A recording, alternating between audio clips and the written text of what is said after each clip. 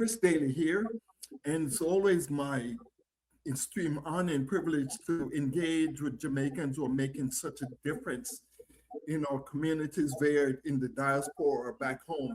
And we have a person from back home. She is not a stranger to us. It's Diane McIntyre Pike. She's a consultant and trainer. She studied international both in Jamaica, in Europe, and also in the US. She's currently the president of the International Institute of Peace through Tourism. She coordinates the International Community Tourism Network and is the founder of a really innovative way of doing tourism, the Country Style Community Tourism Network. She has built many villages as business program and empower people on the ground through these villages, teaching them how to design tours and give them much training. As you know, tourism is such a lifeblood of Jamaica, and when it got hit by Melissa last October, we wanted a few months later to talk to somebody who's very seasoned and know what's happening on the ground to give us a sense of what's happening in this country. And so we have this delightful lady this evening to do that. To do the interview with my partner in crime, Janice. Take it away. Thank you, Chris. Diane, they say three is a charm. Yeah, they say three is a charm. And so for those of you who have been with us, this will be Diane's third interview with us. So for those of you who want to hear what Diane is saying in the last two interviews, feel free to do that. It'll say #1 for the first interview and #2. And this will be #3. Diane, we're so happy that you're here.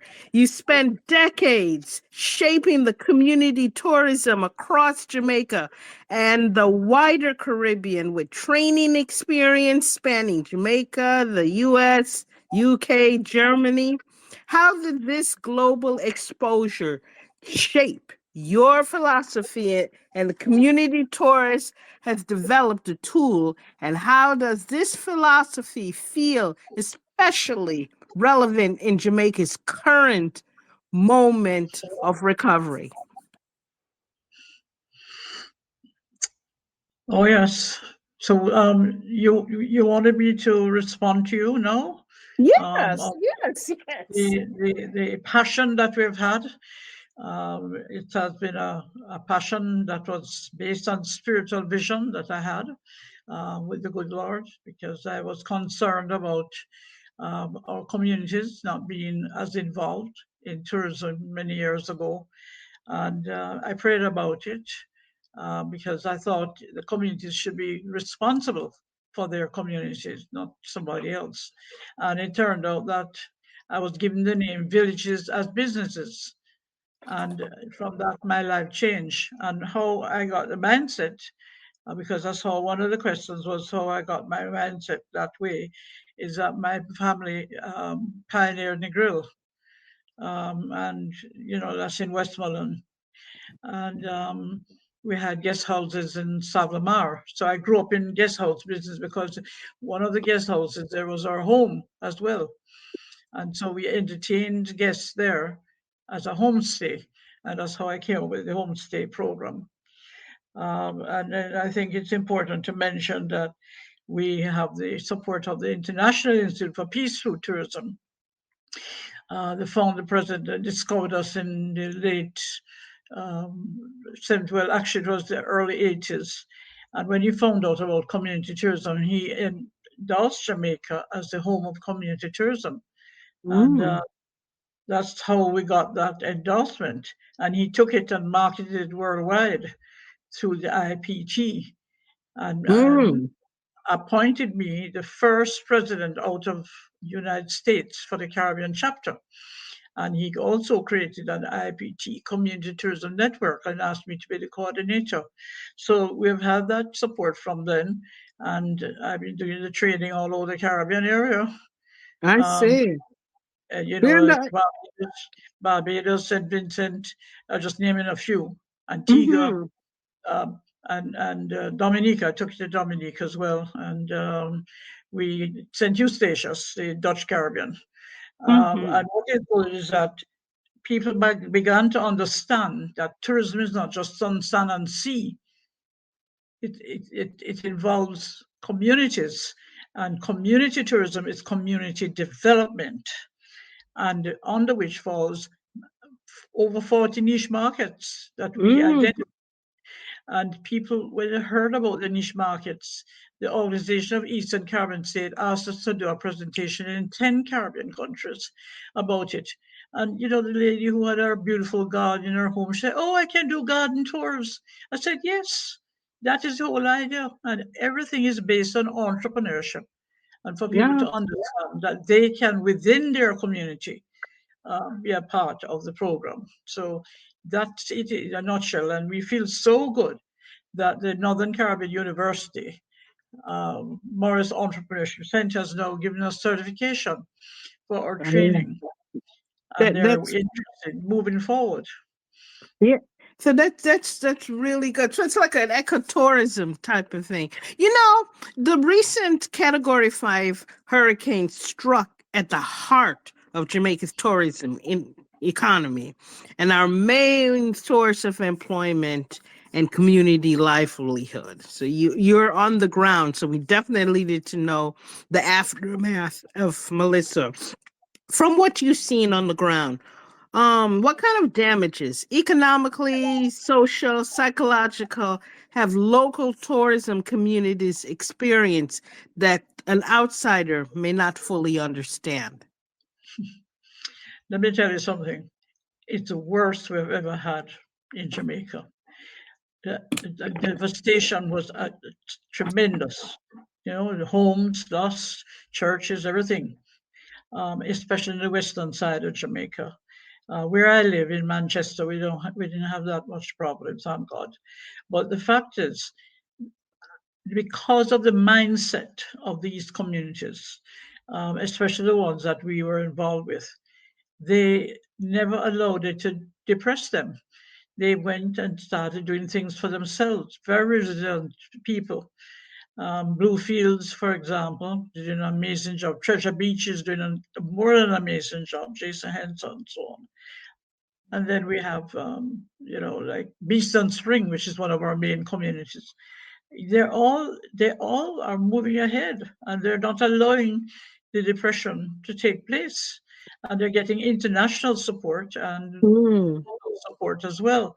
So to answer your question, it's bad, but at the same time, it's good. And we recognize that there's a need now for spiritual development. I wrote an article in 2013, the Observer featured that Jamaica needs a spiritual revival. And right now, that's what we really need, to show people that you don't have to have a church building to be a Christian. You must be able to have a personal relationship with Jesus Christ, Lord or Savior. And that is one of the things we're going to include in our Jamaican, the Caribbean Home of Community Tourism marketing program. I'm very excited about that. I met with a couple church leaders, and they like the idea. So rather than just talk about the church community, you're talking about the people out there, the young people who need help. They don't understand that you don't have to go to a church building to say you're a Christian. When two or three are gathered together, you are together. And I am very excited about that. That's true about in what they say in the good book. Community tourism is often more vulnerable than the large resort tourism, yet also some deeply rooted in the place, right? So how have community village-based tourism experience been quite uniquely affected by the hurricane? And what strengths have you seen emerge from these community responses? Well, the strength is that they realize that for them to be able to move forward, they need to identify what they want their community to be, to do a business plan, which we can give them support with, and market it. And we have a picker project where a program that I used to have, I've now revived it, picker project while on vacation. but it's not Mm-hmm. necessarily on vacation, but pick a project and then adopt a village program. And Mm. the Northern Caribbean University loves it. They think, like when we do our 2-week study tour that we're planning, the idea is that after the 5-day training, people will go and visit the communities, some of them that are devastated otherwise, and be able to do an assessment and give us or their input of what is required. So I think we're on the right track, and I believe that the community tourism fund that we are going to spearhead, we've been wanting to do that as a diaspora-led program. So we're going to try and get it moving this year to provide funding ongoing. And the IPG said that they'll market it for us in their newsletter. Mm. Yeah. Your Village as a Business program reframes tourism from dependency to agency. In the wake of this disaster, how does that model help communities move from survival mode towards sustainable recovery and long-term resilience? Bear with me.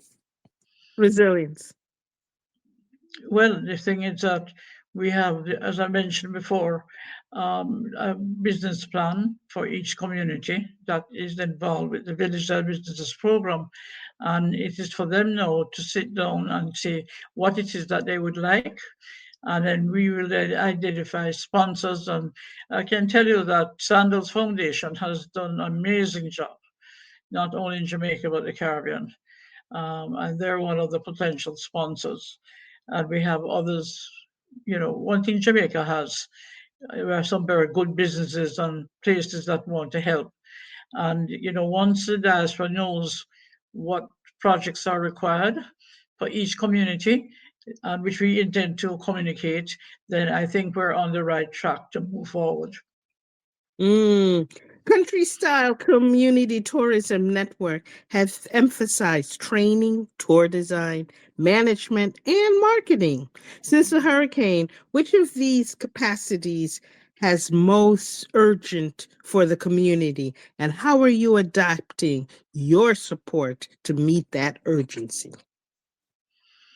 Well, yes, the thing is that, as I mentioned before, we're doing a 2-week study tour promotion, and that promotion will bring people here to do the training in entrepreneurship and also go and visit those communities and then be able to assess them and see what it is that they require. It's all about information, what they need, and to recognize that we have to know that climate change is real and that we have less focus on the coastal areas and more inland Mhm.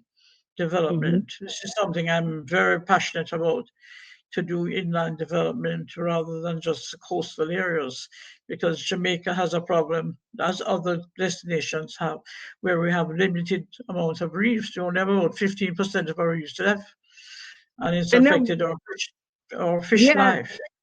I've heard about that, but what do you think we could even do to bring the coral back and these type of things? Because the whole thing is the coast. It simply must be addressed. Yes, that is an issue. You know. You know. Well, it's something that we need to focus on, not just the environmental situation in the country is not just the coast; it's everywhere. Like the Cockpit country area has been threatened with Yes. bauxite mining Yes. and Yeah. whatnot.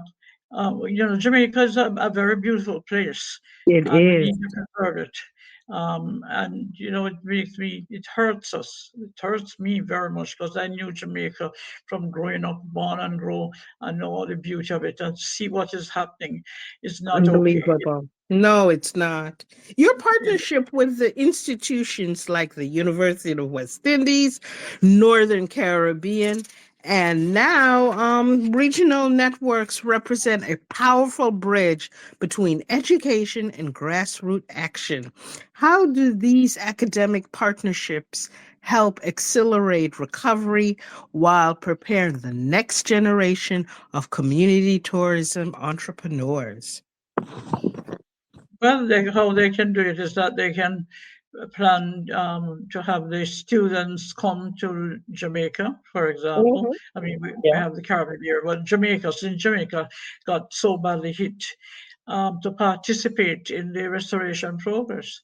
At the same time, getting certification for community tourism development, because that's why we have this relationship with the Northern Caribbean University, because we wanted to be able to provide partner certification. Anyone who wishes to be a partner, it will get it complimentary. And of the International Institute for Peace through Tourism, you're long connected tourism with the healing and reconciliation in a season of national loss and disruption.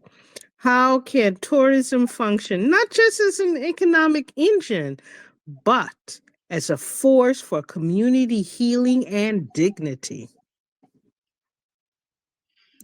Well, the whole mission of peace through tourism is where you have a collaborative approach to tourism.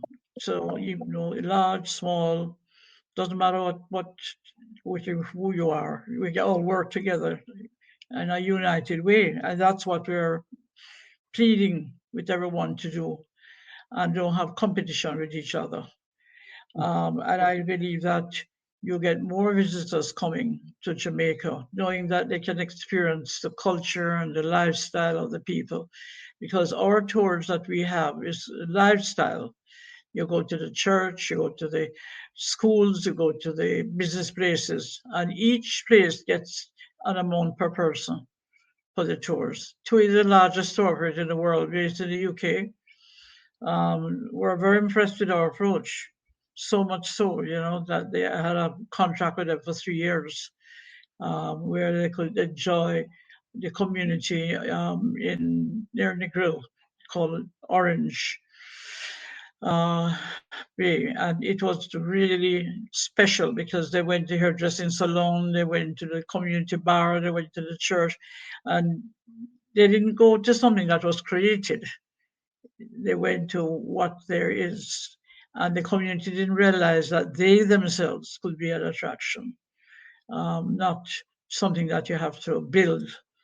So even when we have the devastation taking place here, people will be interested in going in and seeing what they have and what they're trying to do, and give support. So that's what we need to do. Okay, so many tourism practitioners are asking not just how do we rebuild, but how do we rebuild better? What changes, structural, cultural, or strategic, do you believe Jamaica's tourism must embrace to become more resilient in the face of climate realities? Yeah, I think that the whole approach has to be one of integrating hotels wherever they are with communities that they sit. That has been an issue where you can't just operate a hotel. You have to operate it within the community, and the communities need to be empowered to participate and to understand what their role is. I think that we're on the right track here. I believe that this year is going to be a profound year for us with the study tours and the Jamaica and the Caribbean home of community tourism, because at the end of the year, we're planning to have a conference for the IPT Caribbean, where we're going to get the results from the study tours and also plan the way forward for the following years after that. I think that we're going to have the Diaspora as one of our lead partners, because the diaspora needs to know that for them to help, you need to know what help is required. It's not just to say, I'm going to help. You need to know, and that's what we have told communities. You need to come up with an assessment of what you require, how much it is financially you require, and that way we can then market it through the Village and Businesses program and the community tourism fund that we're setting up so that we can get the help that they require. Because some of these diaspora people are from different communities here in Jamaica. And it's good that we can, reach out to them to let them know what is happening within the community that they're from. That they came from. But you were talking about that conference. If people would like to participate in that conference that you're talking about, do you have the contact information that you would like to tell us about? No, well, what we're having our planning meeting at the end of February. Okay. And we're planning to do the official launch of our program in May. So I what I'm see. going to say to you is that all information will be sent to you. The packages for the study tour, the conference, everything, so that you can market it and get people to participate. Okay, because when people are listening to this podcast, they're driving or exercising or they're doing something else, but they're listening to it. And so we wanted them. So what we can do is we will promote this in our social media and let people know if they would like to participate in that That's right. particular thing. So finally, when you look ahead, 5 years, 10 years, what gives you hope? What signs among young entrepreneurs, village leaders, or regional collaborators tell you that the community tourism in Jamaica and in the Caribbean can emerge stronger, wiser, and more people-centered than before? Well, that I forgot to mention that we have now the International Community Tourism Association, and I'm the president for the Caribbean chapter. That was created by the IPT's marketing director. That is going to be profound because that way we can promote all the experiences, the vacations, the projects, everything on there, and all of it is free. They don't have to pay for anything to get on there. And Nice. that is something that blocked them before because they didn't have the money to pay to go on a website or to create a website. We have everything. We have all the websites now. We have everything. We just need to get information, and that is something that is very difficult sometimes to get. People say, "Me want help, me want help." I said, "But hello, what help do you need? You need to be very specific of what Right. help you need." And Yeah. that is showing people to be have a business mind. And that's how the Digital Business Program was created, to teach people to be business-like, right? Right. So any final thoughts before we close? Yes, I think what is important is that there has to be more collaboration between the government and the different communities. If I were the Prime Minister of Jamaica, and which is something I'd love to say to the Prime Minister, support our program, Villages as Businesses, because that program, you get business plans for all the different communities and let the people be responsible for their community, because the idea is for them to have a certain community to take responsibility, accountability, etc. And when they market it, and that will less work for the government because they would have all these villages and communities plans that they can send to IDB and the diaspora and everybody and get things done. And I think that's what is lacking. We need more collaboration, no ad hoc style. I have a problem with the ad hoc style. I've had visions in the past, and I still get some visions of what to do.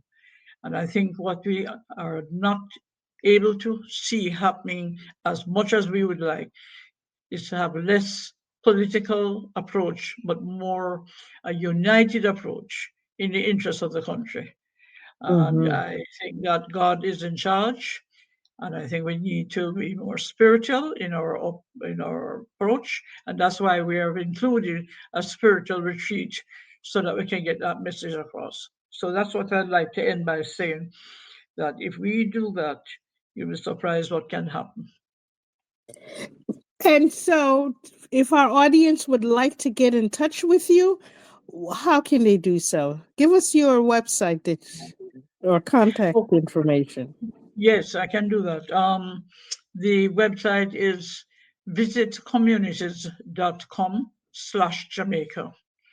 Okay. visitcommunities.com/Jamaica. And then, Mm-hmm. my website, I mean, mine is visitcommunities.com/Diana, more specific, which gives you the overall picture. And I think we should also mention the International Community Tourism Association, Mm-hmm. seatourism.org/Jamaica. Mm. seatourism.org/Jamaica. Yeah. Okay. So to learn more about Jamaican Diaspora, visit JamaicanDiaspora.com. To learn more about Chris Daly, visit AskChrisDaly.com. Diana, like I say, 3 is a charm.